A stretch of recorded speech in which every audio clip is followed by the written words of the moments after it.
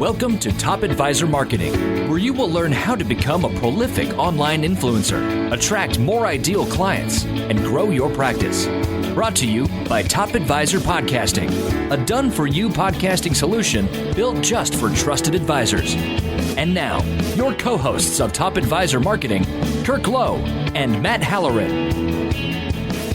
Hello and welcome to another Top Advisor Marketing Radio podcast, where we bring the greatest minds in marketing in the financial services industry directly to you so that you can learn from seasoned experts like our guest today, who I've personally followed on LinkedIn for a really long time, personally referred her advisors to work with, because I truly think that what Susan Bradley has created as the founder and CEO of the Financial Transitionist Institute, which is a division of the Sudden Money Institute, which many of you have probably heard of the Sudden Money Institute, and we're going to dive into a little bit more about what her new specialty is, which is the Financial Transitionist Institute, really is all about. So, Susan, how are you today, and where are you talking to us from?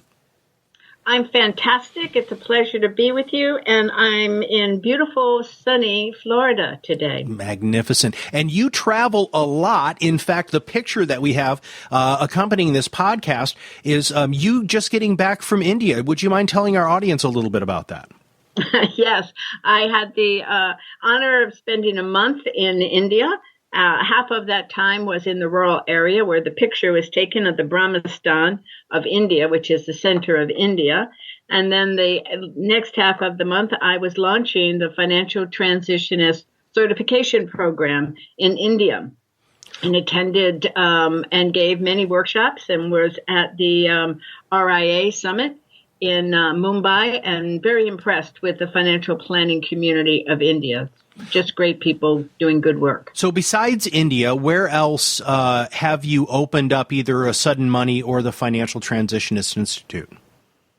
Australia and Canada.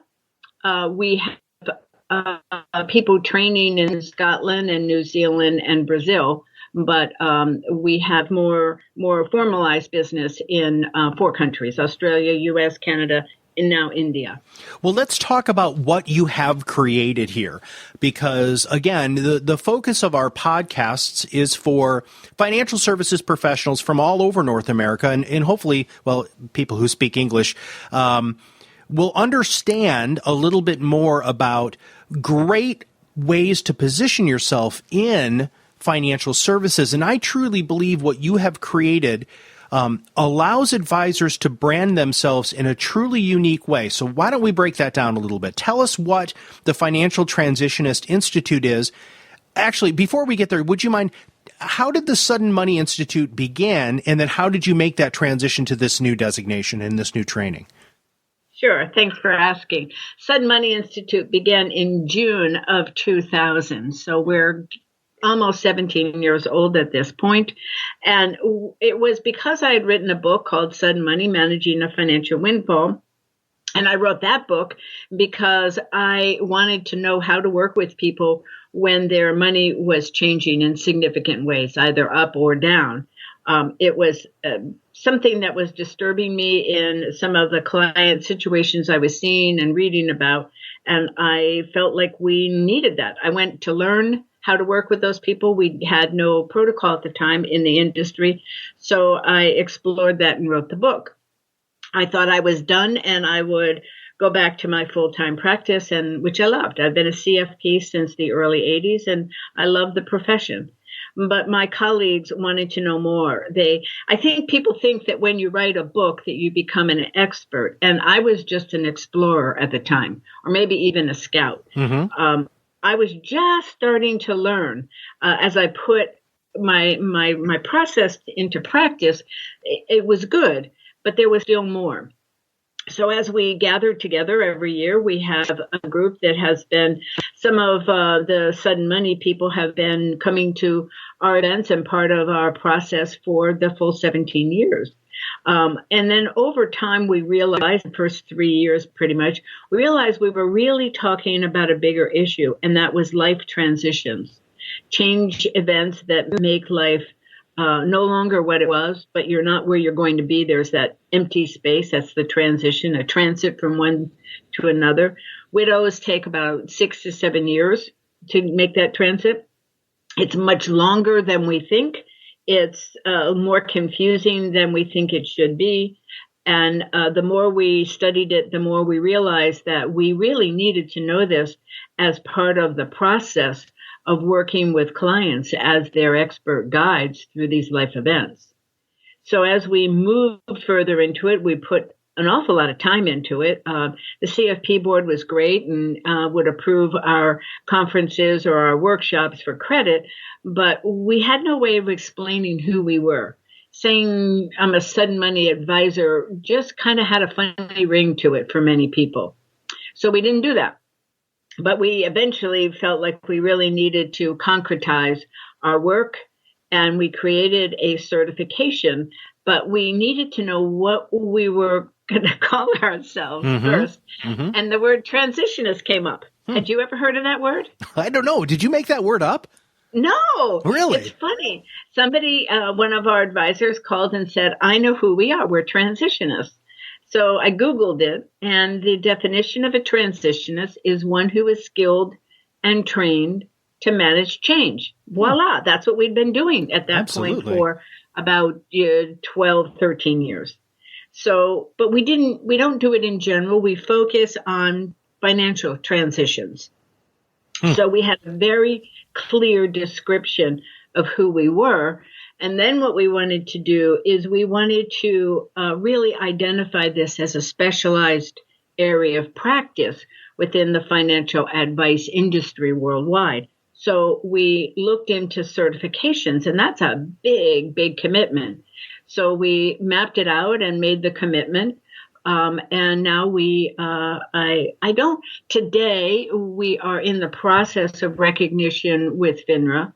And I'm sure we'll get it because we've done all the pieces, which took a long time. And now some of the major broker dealers are approving it. So we're starting to make those inroads. And the public then has a way to say, I'm going through these big things. I really need help. Who knows about this? And all advisors now are saying, I work with people in transition, but only a few can say, I'm certified and I've spent a year and I'm tested and I have CEs and I have standards and code of conduct and all that kind of thing. Well, that's absolutely phenomenal. And how often do you hold formal training here in the States? It's at least 3 times a year. It's mostly virtual and on demand, and you're tested as you go. And a lot of the work is the real learning comes from working directly with your clients. The tools are pretty universal. They go across the whole range of business models. It's scalable. You could be a one-person shop, or you could be with a wirehouse or with a bank. Or an insurance company. It goes across the range there. It applies across net worth, gender, life event. So when we have a tool on communication, for instance, it's very easy for the people in training to go to existing clients as well as new clients and do a quick review on what would be important to the client about meetings and decisions and looking at and receiving information and recommendations. So it's experiential learning. That's a big deal. Sure. So people are doing their homework. They have 6 experiences in this tool and 2 in another, and they write it up and we discuss it in experience calls.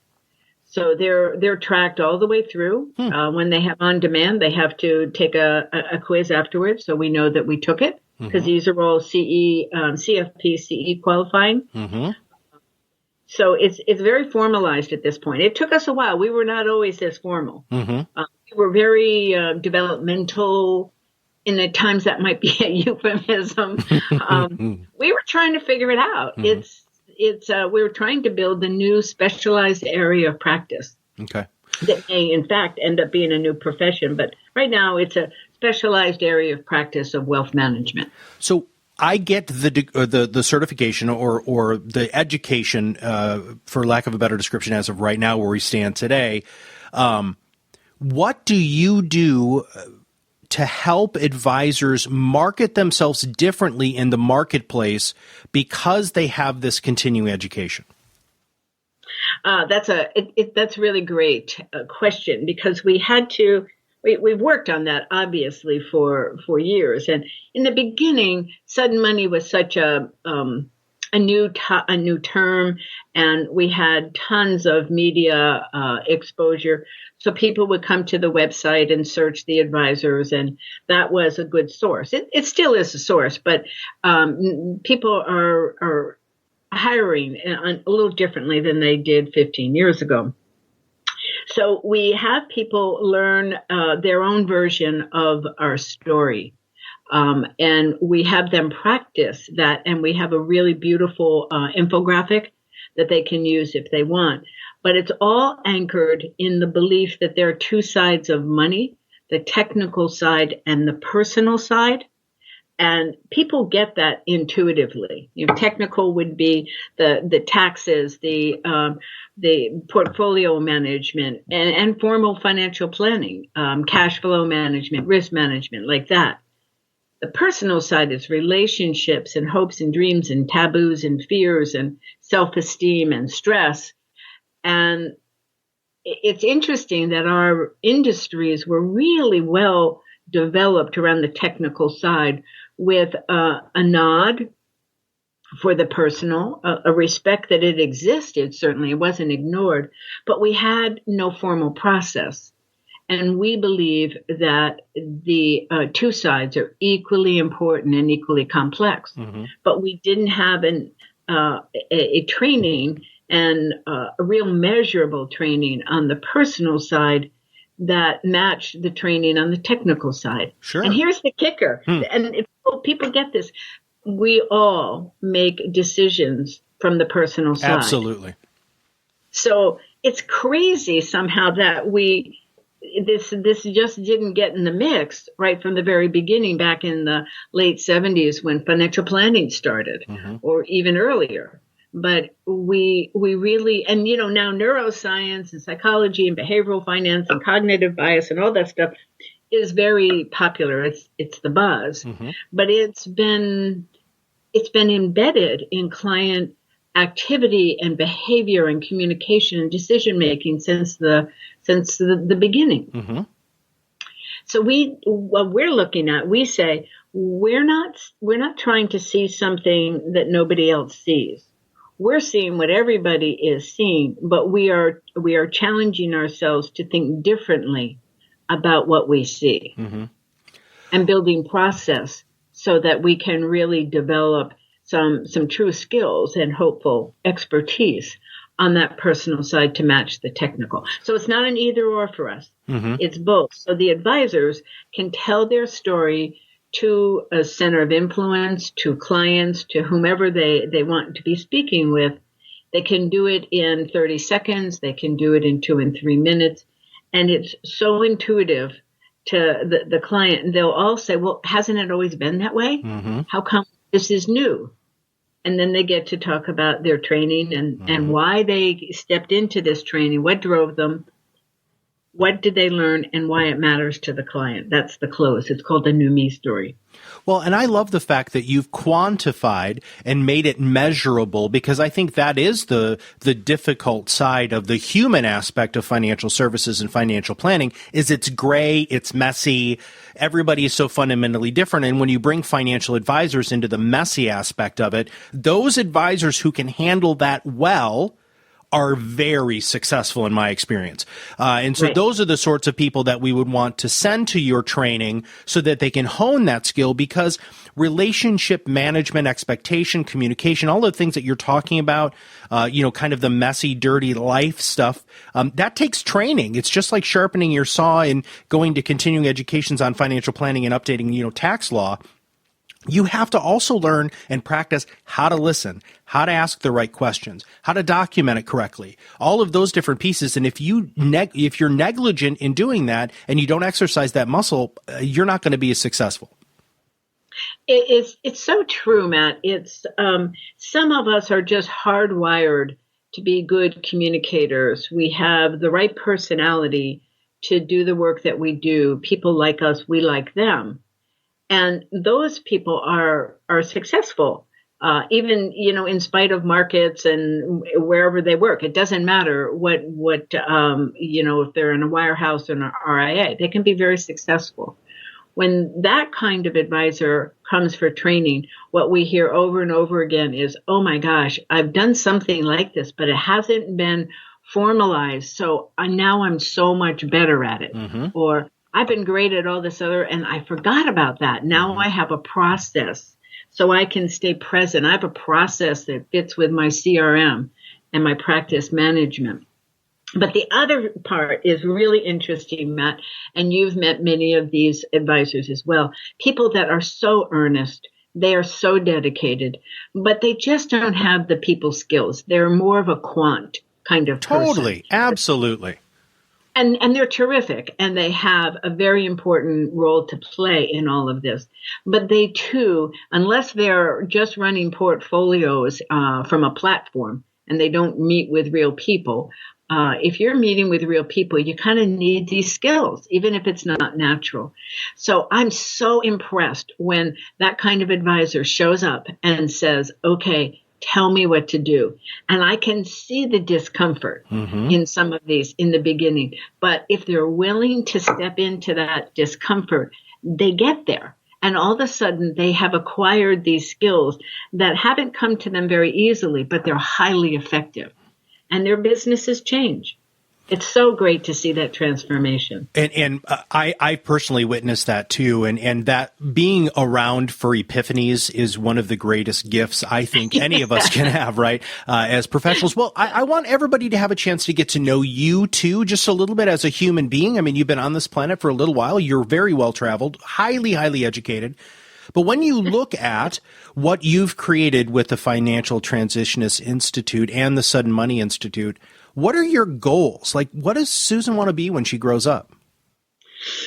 Oh, well, I've had to, as we all do, it's a good thing to review, right? As life moves along and we move from stage to stage.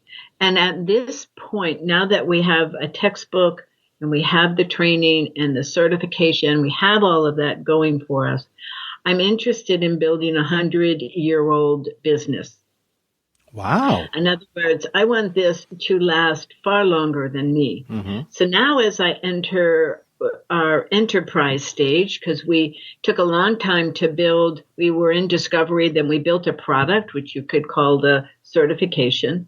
And now I want that certification to be known around the world. I want it to have the old-fashioned way would be sort of like the good housekeeping seal of approval to the public, like the CFP is. And I'm not trying to replace CFPs. In fact, to be, we call it a CEFT. To have our designation, you have to be a CFP or CIMA or CFA. Okay. So we want people to have expertise in their primary, their entry level anyway, of their business. And this is a post CFP training. Okay. So I don't want to replace CFP at all, but I want the public to recognize there are specialists, and I want people to know how to access wherever they are, if they're moderate wealth or high net worth or male, female, I don't care. We all need help in making change.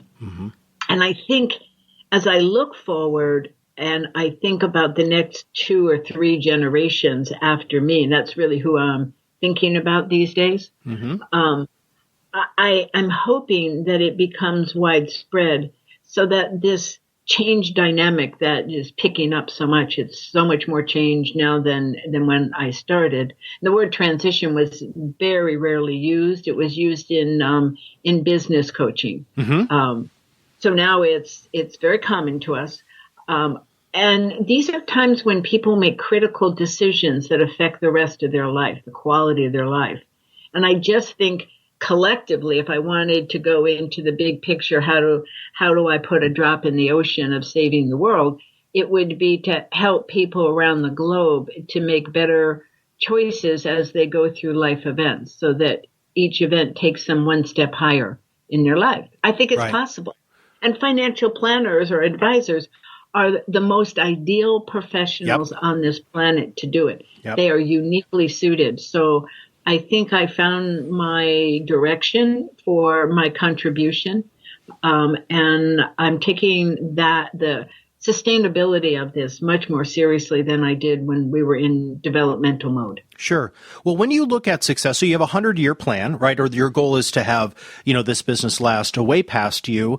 What does success look like? How does Susan Bradley look at herself in the mirror and say, okay, I am successful. Here's what I have achieved. Paint a picture for our audience, please. That's nice.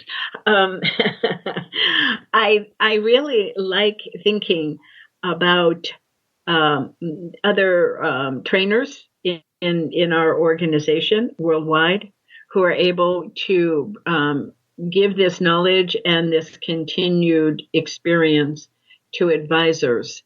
So it's independent of me. Obviously, I don't want to be running around the globe for the next 50 years, nor does anybody want to see me 50 years from now doing that. And maybe we all become omnipresent or something so we don't have to. But until then, I want to train other people to do it. The advisor in India, Labai Navlaki, he's a CFP and the first CEFT in India. I did 4 workshops with him. And I realized that he can handle a room and deliver the training as well as I can. It was a wonderful thing to see. So it frees me up and it allows me to put time and energy into that area because there's someone who wants to and can carry on. Sure. So I like to think about people like that all around. I like to see communities where we have people dedicated to mastery, not mastering, people that are into continuous learning. They're curious. They're paying attention. Things like exponential change don't freak them out. They don't white knuckle and try and resist it. They want to know about it. They want to know more. They want to integrate good ideas from there into their lives and the lives of their work. I love those people who are on that curious side of the equation. They give me energy to be around those conversations. I think we all give each other energy for that, and that's what sustains going forward. And it's really great to have plenty of time to be in Cape Cod with my family, my dad and several of my brothers. I'm from a family of 10. So we number somewhere in the low 50s right now in immediate family. So I enjoy being part of that, you know. I enjoy the mountains. I love to hike. I like to explore. I fell in love recently with the coast of California, an area that not so many people go to. And I found I love the trails there. It's easy out of San Francisco.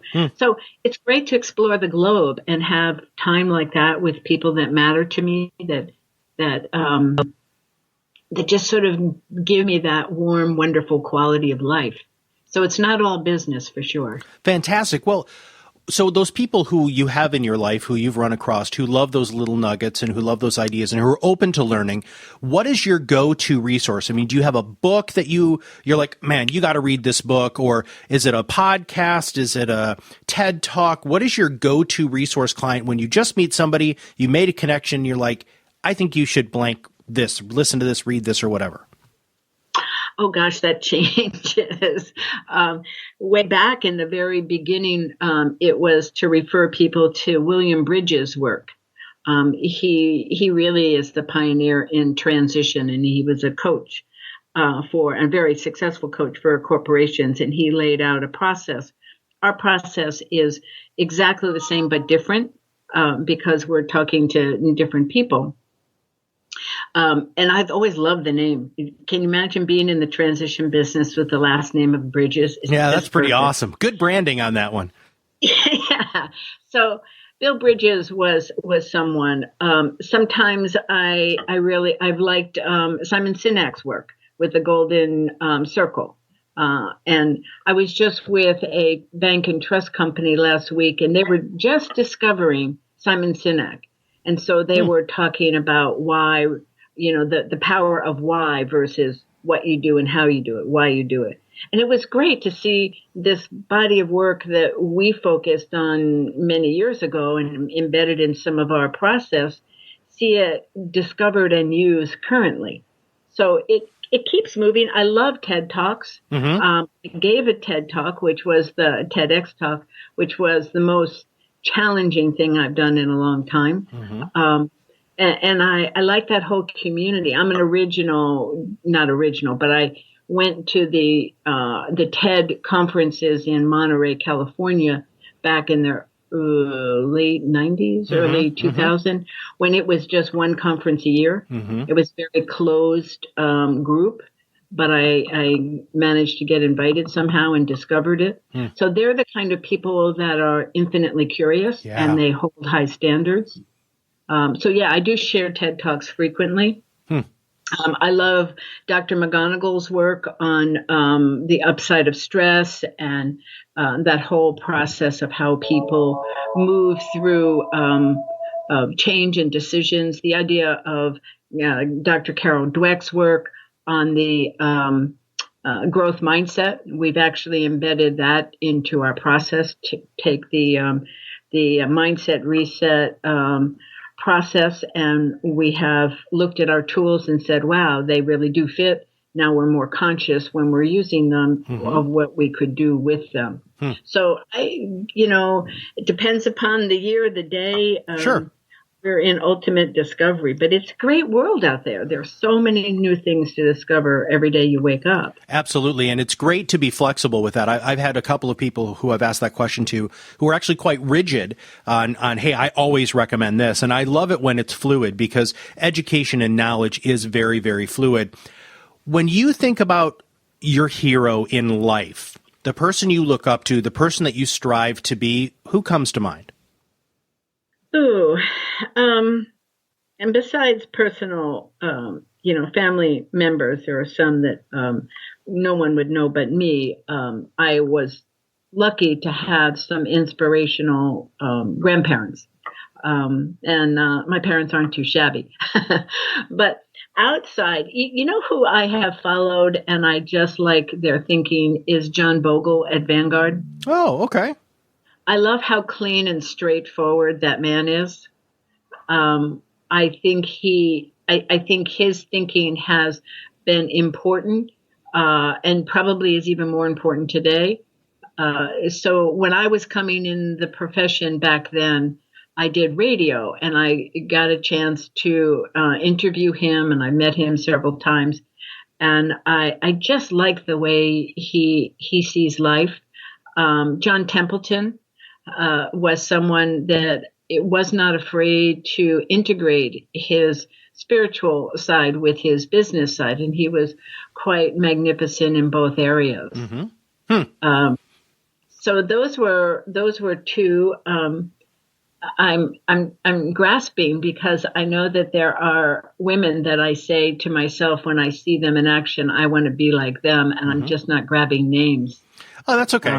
And in fact, that could be a great excuse for you and I to do another podcast as you continue. Like after everything is done with FINRA, I would love to have you back on so we can dive a little bit more deeply into the whole credentialing and certification process. But this is probably my favorite question that I ask the marketing experts that we bring on Top Advisor Marketing Radio, which is, what is the biggest lesson you wish advisors would learn? I think it's to listen deeply. I think we all need to be better listeners. But when you get into a position of expertise, there seems to be a drop in listening. And we're trying to look at listening, deep listening, as an expertise. We actually test for that in our certification. We have a PhD in the whole test-taking area. It's called applied linguistics. And we are still working on it, but we have tested 3 times now on how to listen. And is listening without bias and without judgment, which is also almost humanly impossible. because we have what Margaret Heffernan calls willful blindness in her book. But to strive to that, to be aware of ourselves listening and hold the client in high regard, even if they're acting out like a real knucklehead. You get a lot of bad behavior when we go through transitions, and it's easy to judge a client.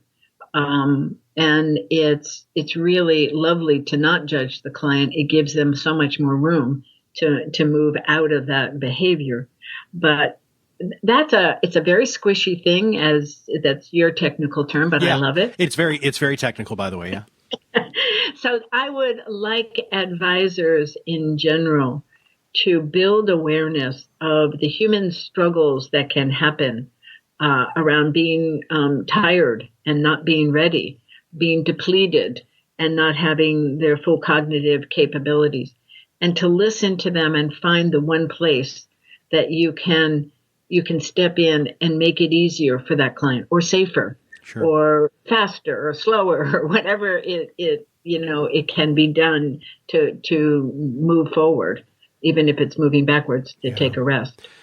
Well, unfortunately, most advisors and salespeople are one, taught to never ask a question you don't know the answer to, and number two, most of us listen to respond, not to listen. And so I'm very, very glad that you do that. I think listening again is a muscle or a skill that one needs to exercise. And thank you for bringing that into your program, because and I do this all the time. I even do this on podcasts. I'll start with a question, and then I'll let my guest talk, and they will end up somewhere that they didn't think they were going to end up. And they'll say to me after we get done recording, "Wow, Matt, I really kind of ended up somewhere I didn't really think I was going to." And that's because my goal, as well as I think all advisors' goals should be, give your client, the person who's sitting across from you, the space to be able to process what they're saying and a comfortable environment to make sure that they can communicate effectively. So brilliant. And I would love to take a look at that test. Maybe you and I should talk about that a little bit more offline. Okay. What is if you had $1 billion, would you do anything differently? Yes, of course I would. Okay. Well, tell us what you would do differently. Holy cow, that's the funniest thing that people always tell me when lotteries used to come and do some work a lot. When Sudden Money first came out, I kind of discouraged that. Now, I can't tell you how many times people say, "I don't want to change my life." Hello, your life has changed. What are you going to do now? So yeah, of course I would. I would have great pleasure in doing some significant, I don't know if you'd call it philanthropy. Sometimes that's a big word, but I would really like to put some real money energy into projects that I care about. That would give me tremendous pleasure. Okay. So yeah, I would. And I'd probably buy a house on Lake Winnipesaukee for family tribal gatherings, as we do. Yeah. And maybe one near everybody in Cape Cod. So, things that I'll probably do anyway. If I had $1 billion, I might do it a little bit bigger, but it wouldn't be significant. Yeah.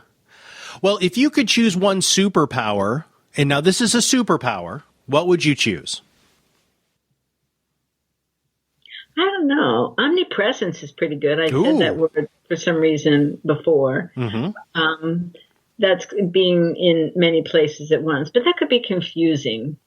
Flying. I love, my favorite dreams are to fly. Nice. When I dream that I'm flying, I wake up happy. I wake myself up laughing when I'm flying. So yes, I would fly. That's what I would do. An omnipresent flyer would be fantastic. That would, I haven't used those two words together as evidence how hard that was for me to get it out. All right.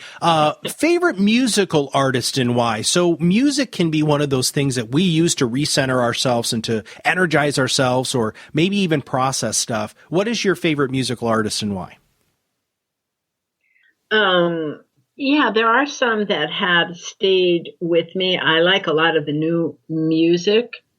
I like some of Eric Clapton's bluesy stuff because I think somehow it hits me right, and some of the lyrics are fun. My favorite album for a long time was Riding with the King. B.B. King and Eric Clapton. So that's kind of what I used to listen to a lot. I really love what I see out of Adele, and I know she's almost a cliche. She's gotten so high so fast. Mm-hmm. But I like how she kind of challenges status quo a lot. Mm-hmm. And she's kind of doing it her way, and that's a cool thing to watch. Yeah. The music is great. It's a little bit sad, Yes, I would agree with that. But she's got great range and all that. When I hear other people try and do Adele, you realize how good she is. Yeah. But I like that she's looking at life differently and probably giving permission to a lot of young women to not be perfect, body shape and that kind of thing. And not accept some of the status quo out there. So I think she's a great role model. One of my friends went to see her recently in Detroit, and she got done singing a couple of songs, and she stopped and she said, "If you honestly think I'm going to sing for 2 hours straight, you're crazy. We're going to talk," right? Which I thought was really cool, and the whole audience went crazy because it ended up making the concert very intimate. I love that you brought her up. Yeah, she's truly an amazing performer. But when you were a kid, so think back, and I know just a few years ago when you were, 10 or 12 and you were thinking, man, you know what, this is what I want to be when I grow up. What did you want to be? Well, I was programmed, being second oldest of 10, and our family was well known in the town we grew up in. And the whole world assumed that I would marry and have a lot of children. So I was kind of raised to be a breeder. But my real heart was in exploring. So what I really dreamed of, my favorite subject was geography. I love learning about countries and looking at the globe and looking at how mountains were formed, and that's what really intrigued me. And I wanted to know what it smelled like and looked like and felt like in other countries. And no one in my family except my great-grandparents were world travelers.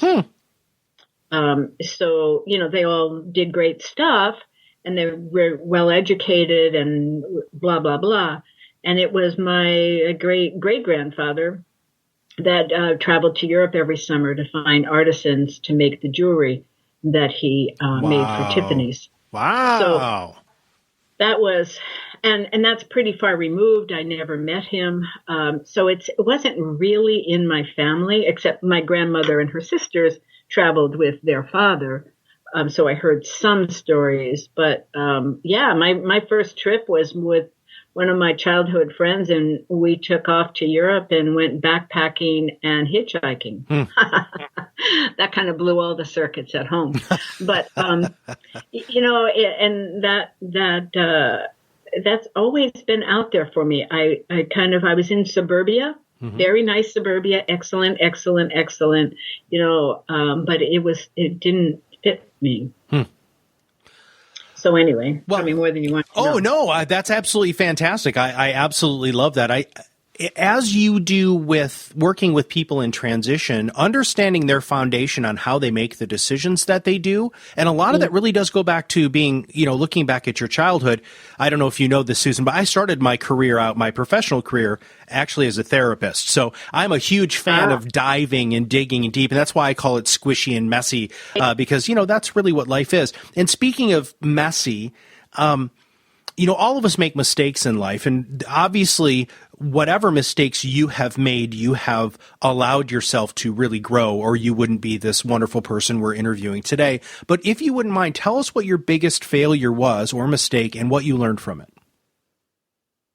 That could take a while. I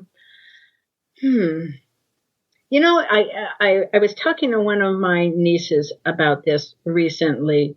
She's building her professional career in Boston. And I said, my biggest regret, my biggest mistake, I guess I could say, is I didn't ask enough questions. I was afraid to show that I didn't know the answers. And I thought that I was supposed to know everything, or that I was really not smart and people would find out if I asked questions. And asking questions is really one of the greatest ways to learn in life. So I think I slowed my progress quite a bit with that reluctance to ask questions. And I just started to realize that in the last couple of years. Now, I think I started asking questions much sooner than that. But when I was looking back and wondering why it took me so long to go from here to there or whatever, a lot of it was not knowing and not asking, or maybe I wasn't open to people telling me. I'm not sure, but not asking questions was a real weak point. I wish I could have allowed someone to instill that confidence in me to ask questions when I was a child. They were such great people. I'm sure that they would have if they realized it was a need. But men were raised to know the answers, and women were raised not to know the answers. Sure. In the baby boom generation doesn't serve either generation at all. It kind of messes things up. But somehow I felt like I was supposed to know by the time I was in my 20s, particularly in the financial planning world. You're an expert, so you're supposed to know. Mm-hmm. And back in the 80s, we were all kind of new at it, and nobody really knew. Right. Except the mutual fund wholesalers. They always knew. Yeah, they always had the answers, didn't they? Absolutely. Huh. They have gotten much better, by the way. Well, what is the best way for people to contact you? So they've heard the podcast and they're like, man, I totally want to learn more about the Financial Transitionist Institute. I want to, have a chance to learn and to have what is the best way for people to reach out and get your information? Well, we still use suddenmoney.com as our website. We're in the name-changing process now for the first half of this year. So suddenmoney.com. Okay. I'm on LinkedIn, and my email address is easy. It's susan@suddenmoney.com. Any of the above would be great. And I like conversation. I'd be happy to hear what people are thinking and wondering about, and what are their questions. Mm-hmm. And your LinkedIn presence is awesome, by the way. There's a lot of thought leadership there. You do respond, which is cool. I've seen you respond to other people's comments on an article or a post that you make. And I think that was one of the reasons I felt very comfortable reaching out to you, is because you do come across as being very welcoming and very approachable. And a person who's had the level of success that you have for so long, I personally want to thank you for taking the time not only to be on the podcast today, but also sharing that feeling that I've also heard from other people. Well, thank you. That's very kind of you. I've enjoyed the conversation very much, Matt. Thank you. Well, thank you so much for joining us today on the Top Advisor Marketing Podcast, brought to you by Advisor Content X. My name is Matt Halloran for Susan Bradley. Remember, if you don't have a great brand and great marketing, you only contribute to the noise in our industry. Rise above the noise and become a top advisor.